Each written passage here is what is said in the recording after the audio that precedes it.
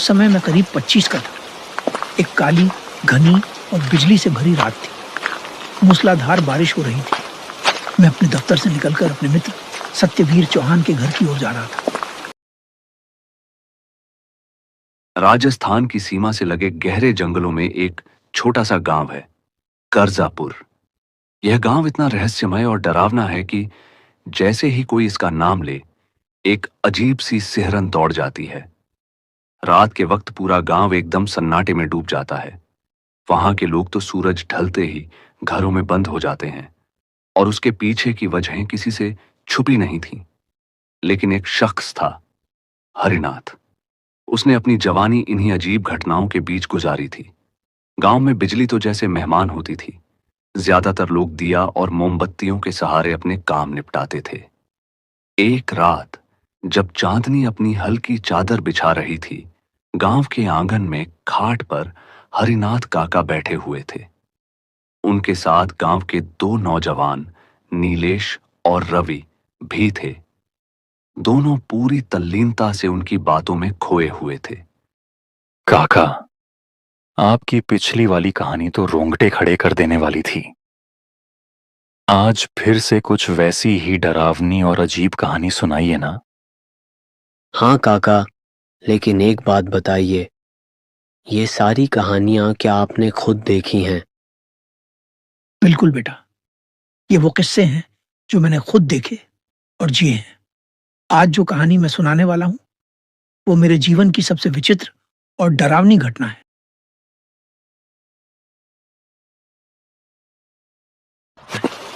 उस समय मैं करीब 25 का था। एक काली, घनी और बिजली से भरी रात थी। मूसलाधार बारिश हो रही थी। मैं अपने दफ्तर से निकलकर अपने मित्र सत्यवीर चौहान के घर की ओर जा रहा था।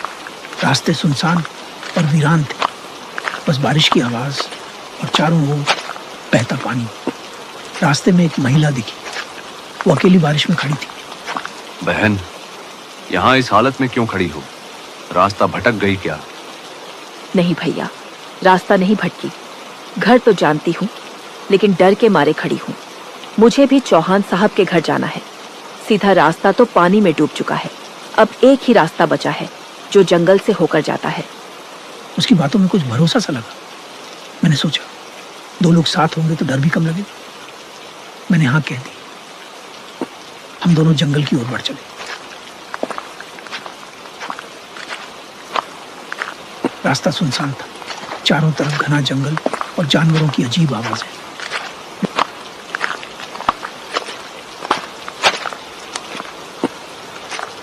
बारिश तेज होती जा रही थी और माहौल और डरावना।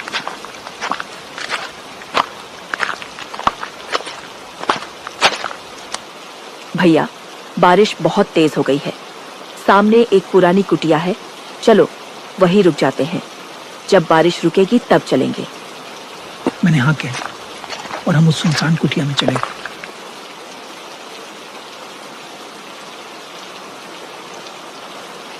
अरे बहन, तुमने अपना नाम नहीं बताया, और ये भी नहीं कि इतनी रात गए अकेली कहां से आ रही थी।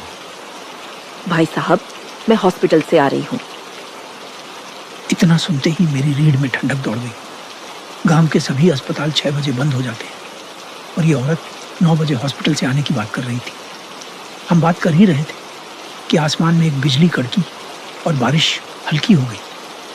तभी दूर से एक बच्चे के रोने की आवाज आई, एकदम अजीब और गूंजती हुई। भाई साहब, सुना आपने? कोई बच्चा जोर से रो रहा है।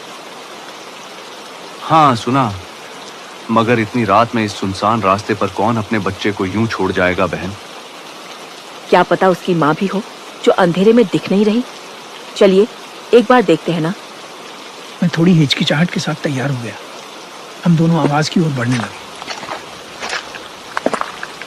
घना जंगल और अजीब अजीब आवाजें। कभी बच्चे की सिसकी तो कभी किसी लड़की के गाने की गूंज। हमें डरने लगा था। भाई साहब, जल्दी चलिए, बच्चा मुसीबत में लग रहा है। हम धीरे धीरे बढ़ते गए।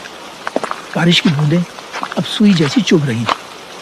जैसे ही एक बिजली चमकी, मैंने देखा एक औरत सफेद कपड़ों में दूर खड़ी थी। मेरे रोंगटे खड़े हो गए। मुझे नहीं लगता अब आगे जाना ठीक है। अभी आपने वो परछाई देखी? कौन सी परछाई? मैंने तो कुछ नहीं देखा।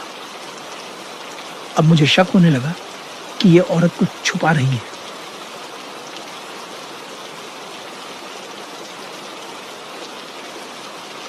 फिर अचानक एक बड़ा पीपल का पेड़ हमारे रास्ते में गिर गया। मैं रुक गया। आइए ना, क्यों रुक गए? जल्दी से पेड़ पार करिए। बुजुर्गों ने कहा है रात में गिरे पीपल को पार नहीं करना चाहिए। मैंने पीछे मुड़ने की कोशिश की तो पीछे से वही औरत एक अजीब सी हंसी हंसने लगी और फिर उसी की आवाज में बच्चे की रोने की और लड़की की गाने की आवाजें भी आने लगी। अब तो मैं सब समझ गया और जान बचाकर वहां से भाग निकला।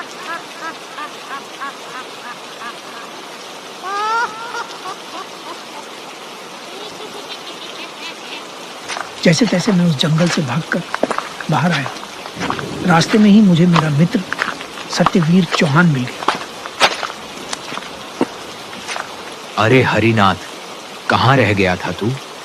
मैं तुझे ढूंढता हुआ यहाँ तक आ गया।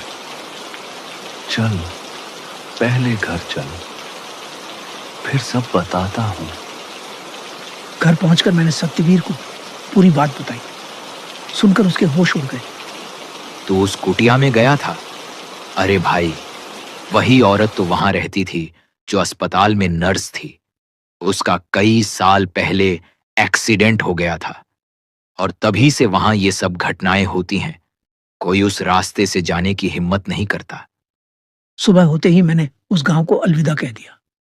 न फिर कभी उस रास्ते से गया, न फिर कभी सत्यवीर के घर। अब जब भी मिलना होता है मैं उसे अपने घर बुला लेता हूं। पर काका, आपको पीपल के पेड़ गिरने पर ही क्यों विश्वास हो गया कि कुछ गलत है? अरे रवि, रात में गिरा पीपल का पेड़ एक संकेत होता है। बुजुर्गों का मानना है अगर ऐसे समय में रास्ता बदलो नहीं तो जीवन बदल सकता है, और वो भी हमेशा के लिए। कुछ रहस्य कहानी नहीं, चेतावनी होते हैं।